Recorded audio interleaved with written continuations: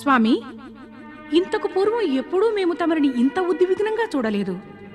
ధర్మపత్రులు అయినందువలన తమరు చింత చూసిన తదుపరి దానిని దూరం చేయటం మా కర్తవ్యమే కాక మా ధర్మం కూడా.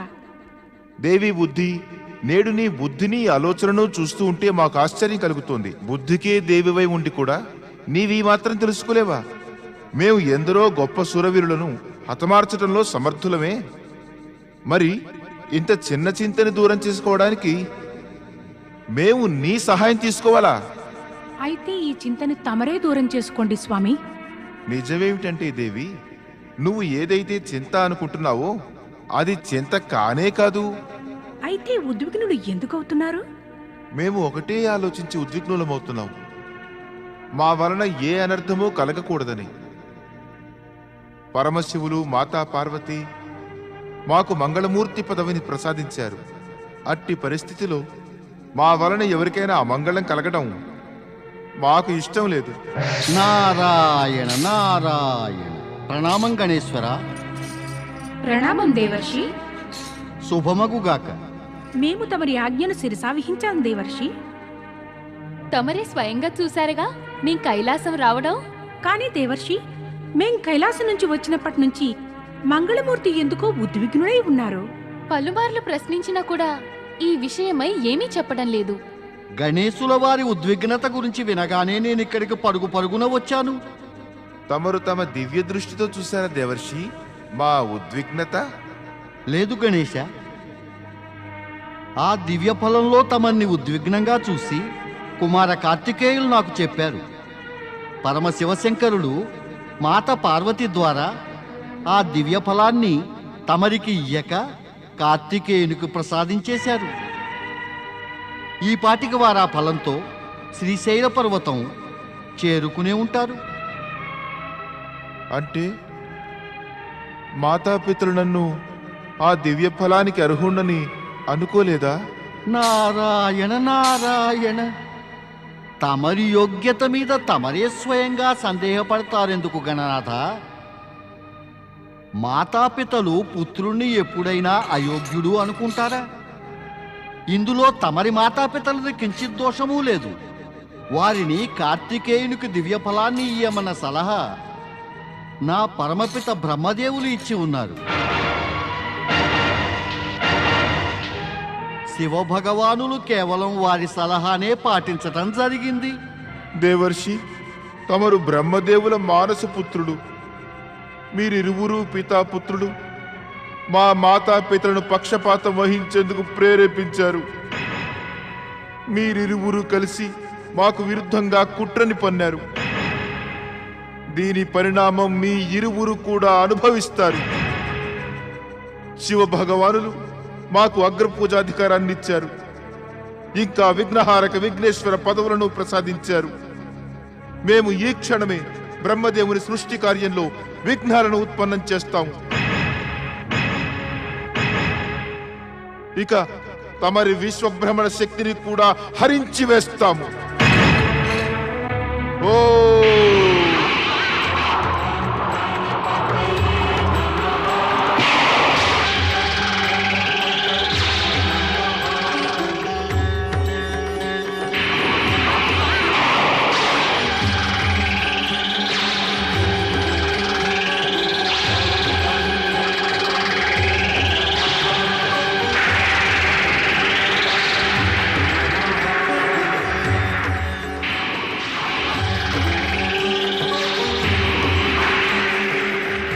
ఇంత అకస్మాత్తుగా బ్రహ్మలోకం కంపిస్తోంది బ్రహ్మదేవా.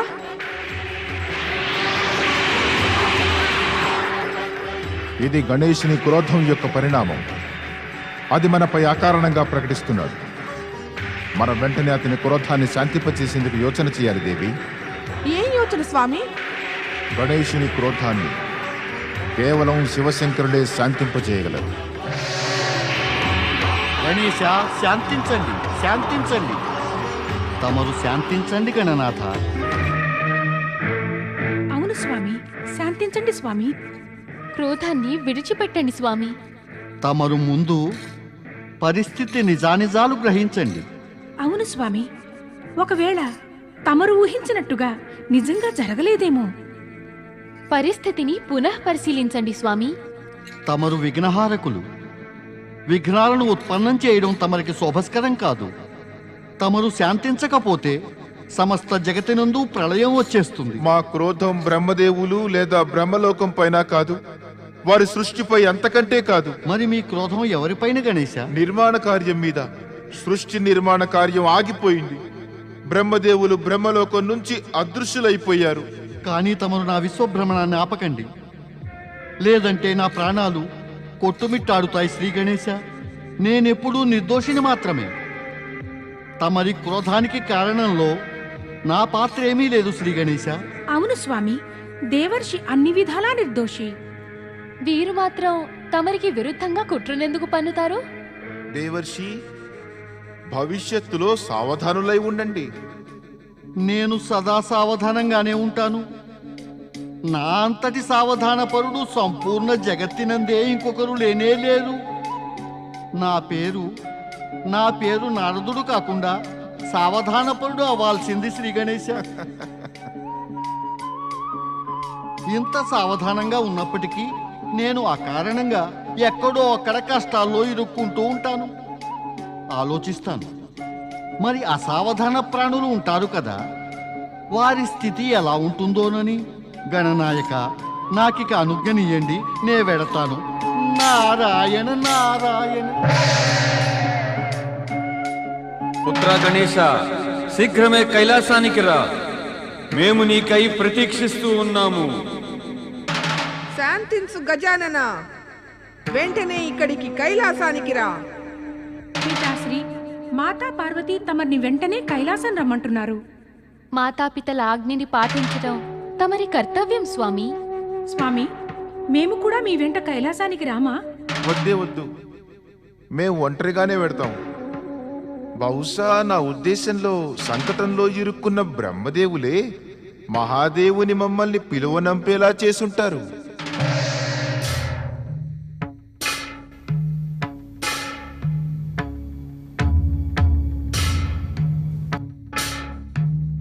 మాతాపితరులు మమ్ము ధర్మ సంకటంలో పడవేశారు. బ్రహ్మదేవుని అపరాధం క్షమించరానిది. కానీ పితృదేవులు మాతా పార్వతి మమ్ము వివశులు చేస్తారు. బ్రహ్మదేవులను క్షమించమంటారు. మేము వారి ఆజ్ఞని ధిక్కరించటం సాధ్యం కాదు కదా. ఈ పాటికి గణేశుడు వచ్చేసి ఉండాలిగా స్వామి.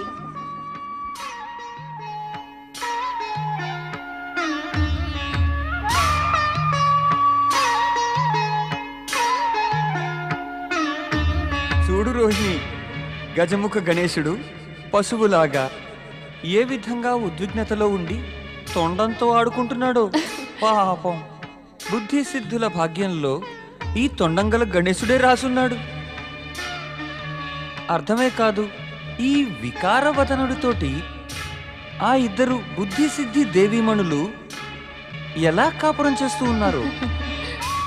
నాకు వారి దుర్భాగ్యానికి జాలేస్తోంది.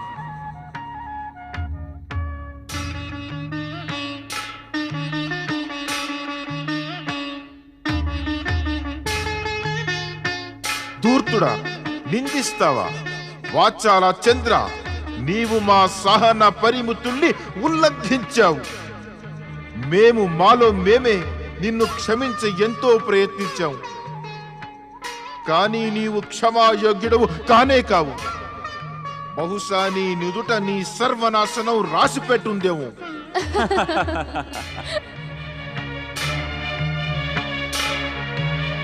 ఇదే మేము నీకు శాపాన్నిస్తున్నాము.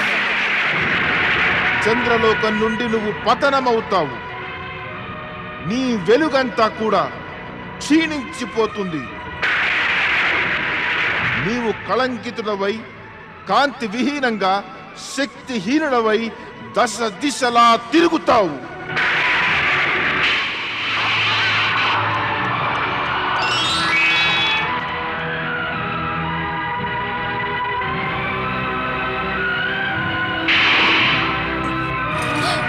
స్వామి,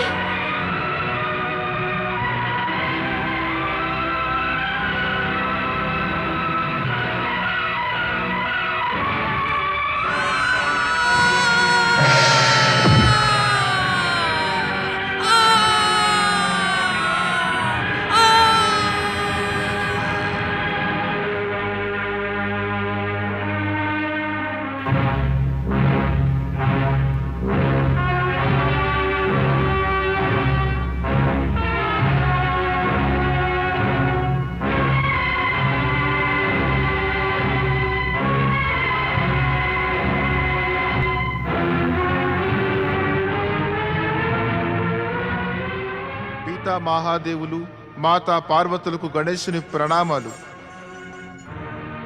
మమ్ము క్షమించండి పరమేశ్వర. దుష్టుడు చంద్రుణ్ణి శపించటం అనివార్యమైపోయింది. ఆ దుష్టుణ్ణి దండించకుండా విడిస్తే పూజ్య దేవతలను పరిహసించటం ఒక పరంపరలా ఆరంభమైపోతుంది. మరిక జగతిలో శ్రద్ధ, భక్తి, పూజ్యభావం పరిసమాప్తమైపోతాయి. మేము నీ తర్కాన్ని సమర్థిస్తున్నాం గణేశ. యుగాల పూర్వం మేము చంద్రుణ్ణి ఉద్ధరించి అతన్ని దక్షిణ శాపం నుండి విముక్తుణ్ణి చేశాం. అంతేకాక అతన్ని హెచ్చరించాం తన హద్దులు మర్యాదలు అతిక్రమించవద్దని. అయినప్పటికీ కూడా చంద్రుడు ఇప్పటి వరకు తన మూఢత్వాన్ని విడిచినట్లు లేడు. అందుకే అతన్ని దండించవలసిందే. ఇప్పుడిక నీ క్రోధాన్ని శాంతింపచేయి పుత్ర గణేశ. ఈ బ్రహ్మదేవులను సృష్టి నిర్మాణం తిరిగి ఆరంభించమని నీవు వేడుకో. గణేశ, బ్రహ్మదేవులు నీకు పూజ్యులు. ప్రప్రథమంగా వీరికి ప్రణమిల్లు. మాకు నమ్మకముంది పార్వతీపుత్రుడు తన ధర్మాన్ని పాటిస్తాడని. ప్రణామం బ్రహ్మదేవ. శుభం భవతు. గణేశ, నీ క్రోధాన్ని భ్రమని దూరం చేసుకునేందుకు ఈ నిజాన్ని తెలుసుకో. నీ పితృదేవులు శివశంకరులే దివ్యఫలం విషయమే సలహా సంప్రదింపులకని బ్రహ్మదేవులను కైలాసానికి ఆహ్వానించారు. ఇక బ్రహ్మదేవుల సలహానుసారంగానే ఆ దివ్యఫలం నీ యొక్క భ్రాత కార్తికేయునికి ఇచ్చి మేము అతని పట్ల ఎట్టి పక్షపాతమూ ప్రదర్శించలేదు. భ్రాత కార్తికేయునికి దివ్యఫలం సంప్రాప్తించినందుకు మాకు ఆనందమే. వారికి విరుద్ధంగా మా మనసులో ఎట్టి శంక, ద్వేషము లేవు. మా మది క్షోభిస్తున్నది మమ్ము తమరి ఆశీర్వచనానికి యోగ్యునిగా తలచినందుకే. అందుకే మేము ఇదంతా దేవర్షి బ్రహ్మదేవుల ప్రేరణతో జరిగిందని అనుకున్నాము. గణేశ, నువ్వు మంగళము, సుఖ సమృద్ధుల దేవతవు. మేం బ్రహ్మ, విష్ణు, మహేశ్వరం నీకు సర్వశ్రేష్ఠత, గౌరవం ప్రసాదించాము. శివభగవానులు, మాతా పార్వతుల కృప వలన నీలో అద్భుత శక్తులు నిండి ఉన్నాయి. అందువలన నీకు ఆ పారిజాత ఫలం యొక్క ఆవశ్యకతయే లేదు. ఆ దివ్య ఫలాన్ని సార్థకంగా, సురక్షితంగాను, హానిరహితంగాను ఉపయోగించటం కుమార కార్తికేయునికి తప్ప అన్యులెవరికీ సాధ్యం కాదు. అందుకే ఆలోచించి మేము తమరి ఆశయం మాకు అవగతమైంది బ్రహ్మదేవ. సృష్టి నిర్మాణ కార్యాన్ని తమరు పునఃప్రారంభించండి. మా మాతాపితరుల కోరిక కూడా ఇదే కదా. ప్రభు, మాత, ఇక మాకు అనుజ్ఞనియ్యండి.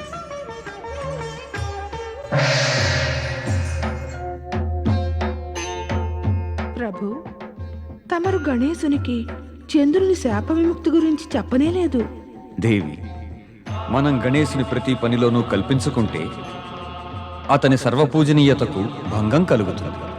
పైగా చంద్రుడు తన దుష్కర్మలకు దండన అనుభవించవలసిందే.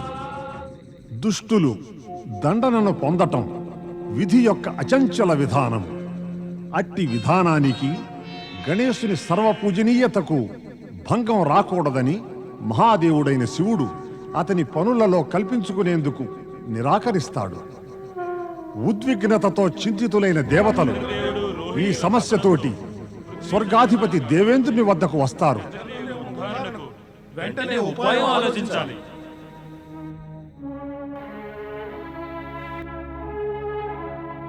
గురుదేవా, మా స్నేహితుడు చంద్రదేవుడు, అతని పత్ని రోహిణి పతనమై కాంతిహీనంగా సముద్ర తీరం వద్ద బాధతో విలపిస్తూ ఉన్నారు. మేము వారికి ఏమీ చేయలేకపోతున్నాం. కృప చూపి వారిద్దరి ఉద్ధారానికి ఉపాయం చెప్పండి. మా బుద్ధికి కూడా ఏమీ తోచటం లేదు దేవేంద్ర. గణేశుని కోపం ఎలా శాంతింపజేయాలో ఎంత ఆలోచించినా మార్గమే కానరావట్లేదు. ఏదో ఒక ఉపాయం ఆలోచించాలిగా గురుదేవా. ఇందుకు మనం శివభగవానుడు, మాతా పార్వతులను శరణు వేడవలసిందే. నారాయణ నారాయణ జయ జయ బ్రహ్మదేవ, నారాయణ నారాయణ జయ జయ బ్రహ్మదేవ. ప్రణామం ప్రణామం దేవర్య దేవగురు. శుభం భవతు. గురుదేవ, నా ఉద్దేశ్యంలో శ్రీ గణేశుని క్రోధం శాంతింపచేయాలంటే ఏకైక ఉపాయం శ్రీ గణేశుని ఆరాధించడమే. నీవు ఎక్కడి నుండి వస్తున్నావు నారదా? పరమపిత బ్రహ్మదేవుని దర్శించుకుని బ్రహ్మలోకం నుండి వస్తున్నాం. ఇక పరమపిత బ్రహ్మదేవుల ఉద్దేశంలో శివభగవానులు మాతా పార్వతి ఈ విషయంలో ఎప్పటికీ జోక్యం చేసుకోరు. అందుకే శ్రీ గణేశుని ఆరాధనయే చంద్రారోహిణులను శ్రీ గణేశుని శాపం నుండి విముక్తి కలిగిస్తుంది. నారదుని సలహా మాకు ఉచితంగానే అనిపిస్తోంది దేవేంద్ర. అందుకని మీరు చంద్రుడు రోహిణుల వద్దకు వెళ్ళి వారిని గణేశుని విధిపూర్వకంగా ఆరాధించమని చెప్పండి. ఇలా జరిగిందేమిటి? ఇలా ఎందుకైంది స్వామి? నేనేం చేయను, ఎక్కడికని వెళ్ళను? గణేశుల వారి కఠోర శాపంతో తమరి ఉద్ధారణ ఎలా అవుతుంది? ఎలా అవుతుంది స్వామి?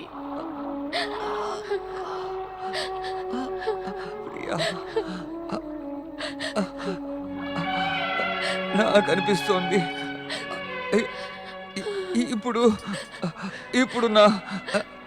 ఇప్పుడు నా అంతం ఆసన్నమైనట్లుంది.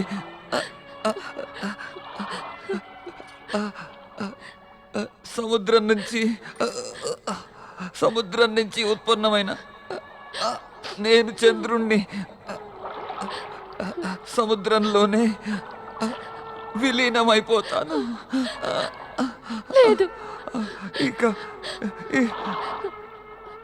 ఇక నా అస్తిత్వం శాశ్వతంగా చెరిగిపోతుంది.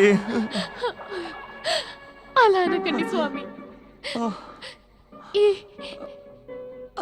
ఈ జగతిలో చంద్రుడే లేకుంటే జగతి అందలి సర్వ వ్యవస్థలు చిన్న భిన్న అవుతాయి. ఇక పృథ్వీ యొక్క సంతులనం పాడైపోతుంది. ప్రకృతి యొక్క సంతులనం గురించి సృష్టికర్త బ్రహ్మదేవులు ఆలోచించాలి. కానీ వారు మౌనంగా ఉన్నారు. చంద్రలోకం నుంచి మేము పతనమయ్యాం, అయినా వారు మౌనంగా ఉన్నారు. దేవేంద్రుడికి ఇక నాతోటి దేవతలకి కూడా మన గురించి చింతలేదు. నువ్వు చూస్తున్నావు కదూ ఈ చంద్రవిహీన ఆకాశాన్ని. ఇక నక్షత్ర లోకంపై మనది కాదు. చిన్న చిన్న నక్షత్రాలు తారకల యొక్క ఆధిపత్యం వస్తుంది. అప్పుడు చంద్రుణ్ణి ప్రజలు మెల్లిగా మరచిపోతారు.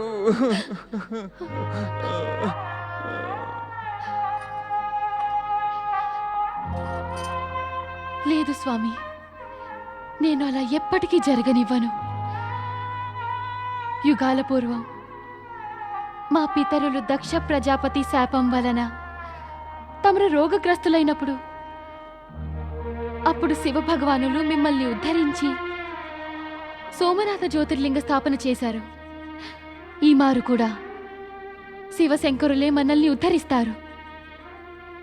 రండి స్వామి, మరిద్దరం కలిసి ఓం నమ శివాయ జపం చేస్తూ శివ భగవానుని పిలుద్దాం. వారు అవశ్యం మన సంకటాన్ని దూరం చేస్తారు.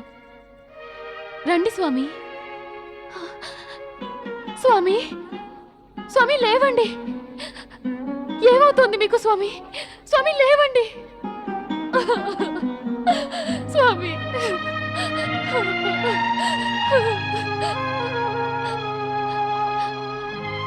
బహుశా శివశంకరులు మమ్ము పరీక్షిస్తున్నట్లున్నారు. అయితే ఏమైంది? నేను ఒంటరిగానే నిలబడతాను. ఈ సమయాన నా స్వామిని దుర్దశ నుంచి తప్పించుట నా యొక్క ధర్మం. ఒక్కర్తని శివపార్వతులను ప్రార్థిస్తాను.